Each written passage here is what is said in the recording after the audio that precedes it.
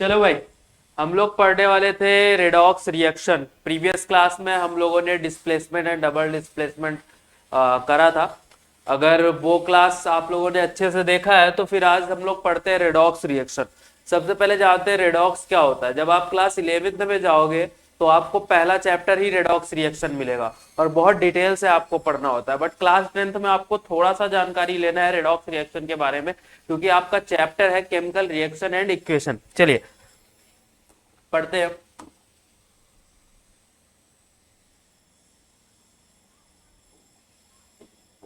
Redox reaction ऐसे reaction को बोला जाता है जिसमें ऑक्सीडेशन और रिडक्शन एक साथ होता है। अब बात आती है सर कि ऑक्सीडेशन क्या होता है और रिडक्शन क्या होता है। तो जब हम किसी भी एलिमेंट या फिर कंपाउंड में ऑक्सीजन को ऐड करते हैं तो हम उसको बोलते हैं ऑक्सीडेशन। किसी भी एलिमेंट और कंपाउंड में ऑक्सीजन जब ऐड होगा तो उसको हम लोग क्या बोलेंगे, ऑक्सीडेशन। और जब किसी एलिमेंट या कंपाउंड में हाइड्रोजन ऐड होगा तो हम उसको क्या बोलेंगे, रिडक्शन बोलेंगे। यहां तक बात समझ में आई। या फिर हम ऑक्सीडेशन को ऐसे ही बता सकते हैं कि किसी भी एलिमेंट या कंपाउंड से हाइड्रोजन रिमूव होगा तो भी हम उसे क्या बोलते हैं बेटा, ऑक्सीडेशन बोलते हैं। या फिर ऑक्सीजन ऐड होगा तब हम उसको क्या बोलते हैं, रिडक्शन बोलते हैं। मतलब ऑक्सीडेशन अगर बताना है तो मतलब ऑक्सीडेशन से ही मतलब ओ से ऑक्सीडेशन, ठीक है। मतलब ऑक्सीजन ऑक्सीजन ऐड हो रहा है और हाइड्रोजन रिमूव हो रहा है तो हम उसको क्या बोलेंगे, ऑक्सीडेशन। या फिर हाइड्रोजन ऐड हो रहा है और ऑक्सीजन रिमूव हो रहा है तो हम उसको क्या बोलेंगे, रिडक्शन बोलेंगे। उसके साथ साथ अगर हम और स्टैंडर्ड वे में जाने तो ऑक्सीडेशन का मतलब होता है जब किसी स्पीसीज से यानी किसी भी एलिमेंट या कंपाउंड से इलेक्ट्रॉन रिमूव हो या इलेक्ट्रॉन निकले, ठीक है, उसको हम लोग क्या बोलेंगे, ऑक्सीडेशन।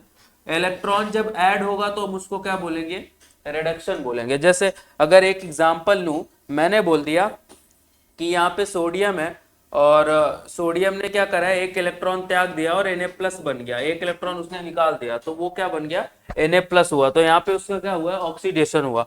और उस इलेक्ट्रॉन को क्लोरीन ने ले लिया है।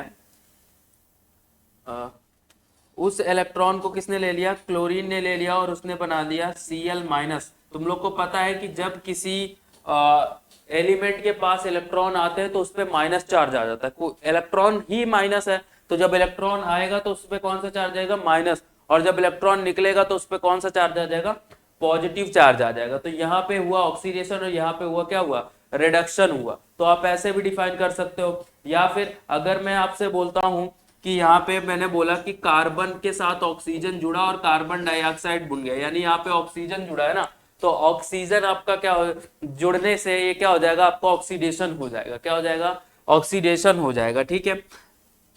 अब कह दो सर जी इसमें क्या ये जो प्रोसेस है क्या इसमें इलेक्ट्रॉन नहीं निकल रहे, इसमें भी इलेक्ट्रॉन निकल रहे। कार्बन से इलेक्ट्रॉन निकल रहे हैं और ऑक्सीजन ले रहा है। ऑक्सीजन आपका इलेक्ट्रॉन एक्सेप्टर होता है तो इसीलिए ऑक्सीजन आपका बहुत अच्छा इलेक्ट्रॉन एक्सेप्टर होता है, इसीलिए इसको ऑक्सीडेशन बोला जाता है।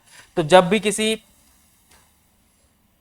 भी किसी एलिमेंट या फिर कंपाउंड से लॉस ऑफ इलेक्ट्रॉन हो रहा हो यानी इलेक्ट्रॉन निकल रहे हो तो उसका मतलब क्या होगा, ऑक्सीडेशन। और इलेक्ट्रॉन को सबसे अच्छा इलेक्ट्रॉन को एक्सेप्ट कौन करता है, ऑक्सीजन। तो यानी किसी भी एलिमेंट या कंपाउंड में ऑक्सीजन ऐड हो रहा हो तो भी हम उसको क्या बोलेंगे बेटा, ऑक्सीडेशन बोलेंगे। अगर फिर भी लॉस ऑफ हाइड्रोजन हो रहा हो, लॉस ऑफ हाइड्रोजन हो रहा हो तो इसका भी मतलब क्या है, ऑक्सीडेशन है, ठीक है। जस्ट इसका opposite reduction, gain of electron, है ना।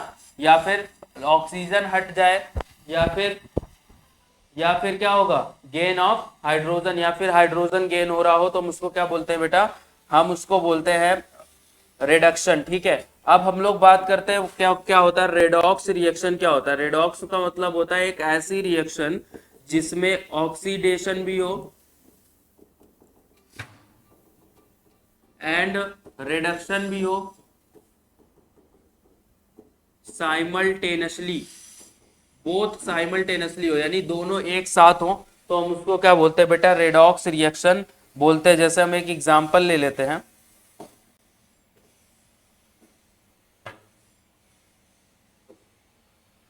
सबसे पहले अगर मैं ऑक्सीडेशन का यहाँ पे रेडॉक्स रिएक्शन का एग्जांपल है, ठीक है। यहाँ पे जिंक ऑक्साइड है और जिंक ऑक्साइड की रिएक्शन कार्बन से किया गया और यहाँ पे बन गया जिंक और CO। तो अगर आप यहाँ पे देखोगे कार्बन के साथ क्या यहाँ पे जुड़ गया ऑक्सीजन, कार्बन के साथ ऑक्सीजन, तो ऑक्सीजन जुड़ा है तो अब इसको क्या बोलेंगे बेटा, ऑक्सीडेशन बोलेंगे, इसको क्या बोलेंगे, ऑक्सीडेशन।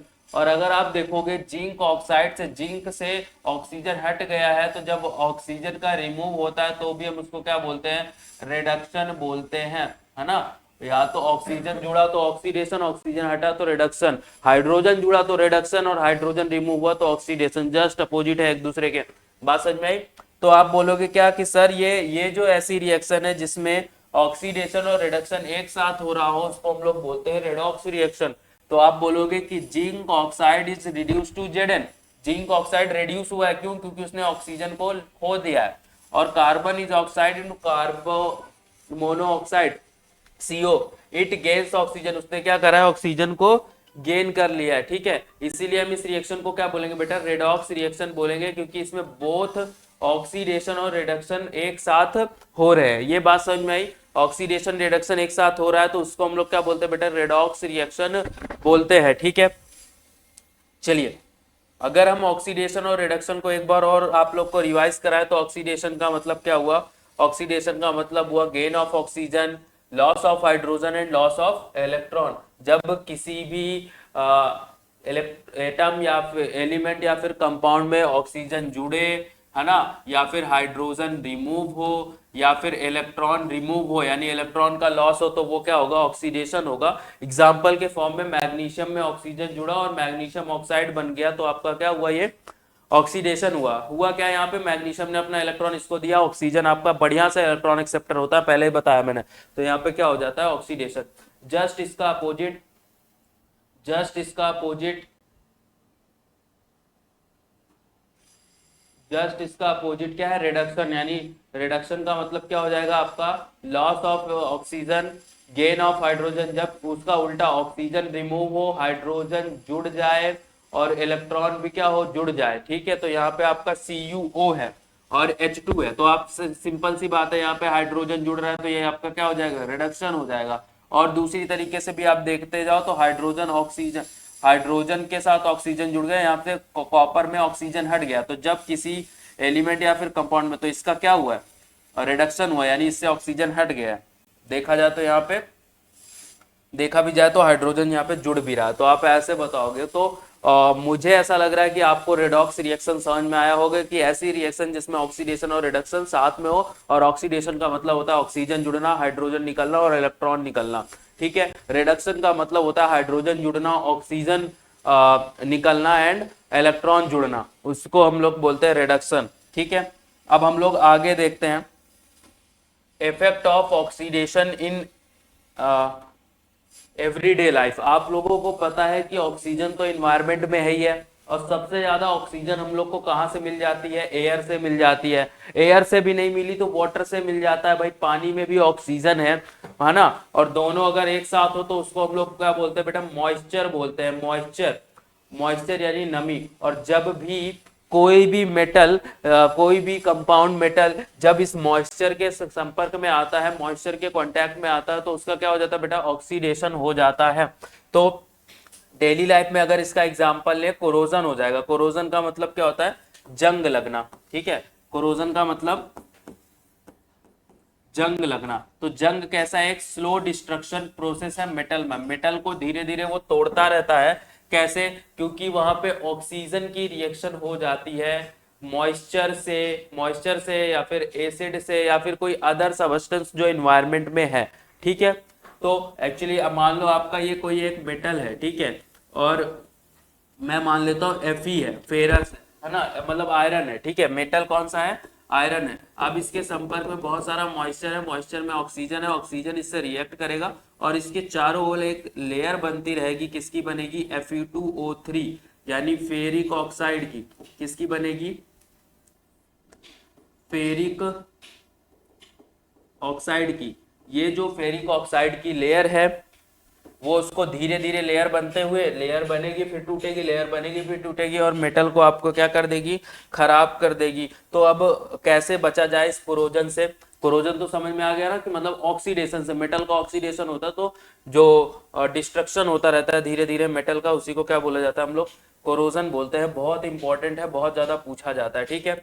एग्जाम्पल भी मैंने बता दिया, क्या, रस्टिंग ऑफ आयरन, यानी आयरन में जंग लगना, ठीक है। तो आयरन जब रिएक्ट करता है ऑक्सीजन से, वाटर से, ऑक्सीजन वाटर कहाँ से मिलेगा उसको, एयर से मिलेगा, ठीक है। जैसे Fe4Fe होता है, इसमें 3O2 होता है। आपको रिएक्शन याद करना कर लो, नहीं याद करना तो बस इतना समझ लो कि इसमें क्या बन रहा है, Fe2O3, जो अभी मैंने बताया Fe2O3 बनता है, एंड H2O, ठीक है। हाइड्रेटेड आयरन ऑक्साइड बोला जाता है, या फिर इसी को क्या बोलते हैं हम लोग, अभी मैंने बताया फेरिक ऑक्साइड। ये क्या है बेटा आपका, फेरिक ऑक्साइड। तो यहाँ पे फेरिक ऑक्साइड बनता है। अब आप लोग पता है जंग जब लगता है तो फेरिक ऑक्साइड किस कलर का होता है, वो ferric oxide reddish brown colour का रस्ट होता है, यानी जंग होता है ना। रस्ट इज द पोरस, एकदम पोरस होता है, छेद छेद वाला, ठीक है।